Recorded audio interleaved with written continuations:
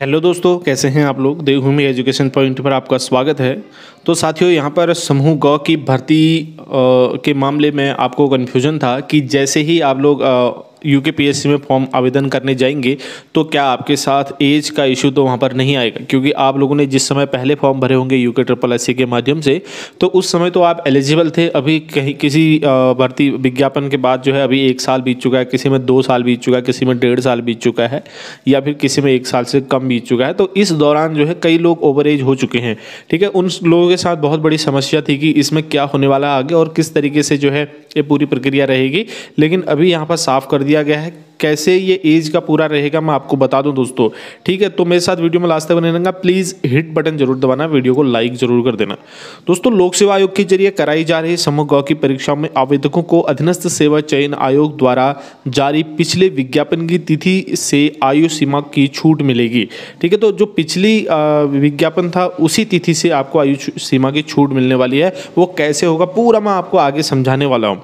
इसका मतलब है कि अधीनस्थ सेवा चयन आयोग के द्वारा विज्ञापन जारी करने के दिन जो अभ्यर्थी आयु सीमा पूरी कर रहा था वो आगामी परीक्षा के लिए भी आवेदन कर सकता है। यानी कि जिस दिन आपने यूके के माध्यम से फॉर्म भरा था तो उस दिन, इसका मतलब आप एलिजिबल थे। ठीक है, अगर आप उस समय एलिजिबल थे तो चाहे अभी आप ओवर एज भी हो गए तो आप अभी भी एलिजिबल माने जाएंगे। तो जैसे आपने मान लीजिए 2020 में कोई फॉर्म भरा था, 2020 में अगर कोई फॉर्म भरा था तो उस समय जुलाई 2020 अगर आपकी एज कैलकुलेट हुई थी और आप उस समय फॉर्म भरने के लिए एलिजिबल थे। ठीक है, तो उसी पद के लिए अगर अभी फिर से फॉर्म भरा जा रहा है तो आप उसके लिए अभी भी एलिजिबल माने जाएंगे। ठीक है, अगर उसी समय आप एलिजिबल नहीं थे तो फिर अभी भी एलिजिबल नहीं होंगे। सरकार अधीनस्थ सेवा चयन आयोग की 12 परीक्षाएं लोक सेवा आयोग को ट्रांसफर कर चुकी है। अधीनस्थ सेवा चयन आयोग इसके लिए पूर्व में आवेदन प्रक्रिया पूरी कर चुका था। अब लोक सेवा आयोग सभी परीक्षाओं के लिए नए सिरे से आवेदन मांग रहा है। इससे पूर्व में आवेदन कर चुके कई आवेदकों के अधिकतम उम्र सीमा पार होने के चलते भर्ती से बाहर होने का खतरा पैदा हो गया था। इसी क्रम में आयोग ने सरकार से दिशा निर्देश मांगे थे। तो आयोग ने भाई गवर्नमेंट से पूछा था, भाई क्या करें, ऐसी ऐसी स्थिति जो है हमारे सामने आ रही है और अभ्यर्थियों को भी इस ऐसी समस्या का सामना करना पड़ रहा है, तो इसमें क्या होगा, कई लोग इसमें बाहर हो जाएंगे। तो जो लोगों ने उस समय फॉर्म भरा था, हालांकि मुझे पता था ऐसा ही होने वाला है, क्योंकि अगर ऐसा नहीं होता तो फिर ये लोगों के साथ अन्याय होगा जो लोग ओवर एज हो चुके हैं इस समय। तो इस पर कार्मिक विभाग ने आयोग को ऐसे सभी मामलों में अधीनस्थ सेवा चयन आयोग द्वारा जारी विज्ञापन की तिथि को ही अधिकतम उम्र सीमा का कट ऑफ निर्धारित करने को कहा है। तो जो उन्होंने उस समय जब फॉर्म आए थे यूके के माध्यम से, जो उसमें कट ऑफ रखा गया था, मान लीजिए 1 जुलाई 2020 को रखा हो, ठीक है, 1 जुलाई 2020 रखा हो, या 1 जुलाई 2021 रखा हो, या 1 जुलाई 2019 रखा हो, जो भी उस समय एज का जो क्राइटेरिया रखा था जिसके बीच में जहाँ तक आपकी एज जितनी है तो उस समय वही रखा जाएगा। मान लीजिए मैंने आपको बता ही दिया है, राजस्व निरीक्षक का विज्ञापन था। ठीक है, तो राजस्व निरीक्षक या राजस्व उप निरीक्षक, पटवारी, लेखपाल या कोई भी है, उसका विज्ञापन मान लीजिए 17 जून 2021 को जारी हुआ था। और ऐसे में अब नई परीक्षा में अधिकतम आयु की कट ऑफ यही तिथि होगी।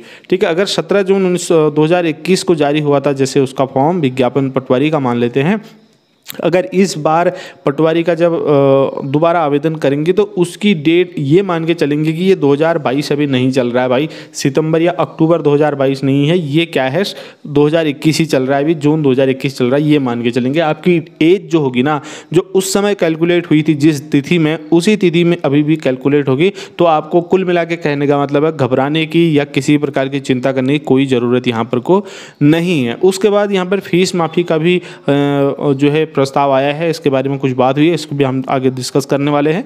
कार्मिक विभाग ने नए पुराने सभी आवेदकों को परीक्षा शुल्क से भी मुक्त रखने का प्रस्ताव बनाया है। अब यहाँ पर एक बात ये भी साफ हो चुकी है, फीस के मामले में भी आप लोगों के मन में डाउट था, तो भाई कार्मिक विभाग ने जो है नए पुराने सभी आवेदकों को परीक्षा शुल्क से मुक्त रखने का प्रस्ताव बनाया है।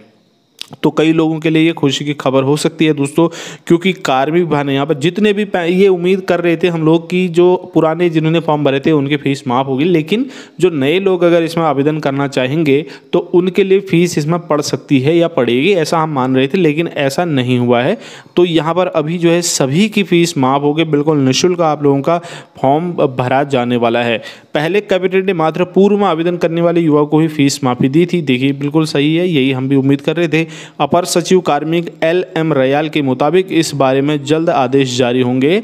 इस क्रम में आयोग परीक्षा आयोजित करेगा, इसी क्रम में आयोग परीक्षा आयोजित करेगा। तो भाई ये साफ हो चुका है आप लोगों के लिए। तो साथियों आप लोगों में जाहिर सी बात है बहुत खुशी हो रही होगी कि यहाँ पर नंबर 1 तो आप लोगों के फीस माफ़ हो गई है, दूसरा आपकी एज का जो कैलकुलेशन होगा वो पुरानी तिथि के आधार पर ही होने वाला है। तो साथियों कैसी लगी आपको हमारी इन्फॉर्मेशन? अगर आपको पसंद आती है, आपको इन्फॉर्मेटिव लगता है हमारे वीडियोस, तो वीडियो को लाइक और बाकी लोगों तक इसे शेयर करके आप हमारी मदद भी कर सकते हैं। हम नेक्स्ट वीडियो मिलेंगे, इसमें इतना ही दोस्तों, धन्यवाद, जय हिंद।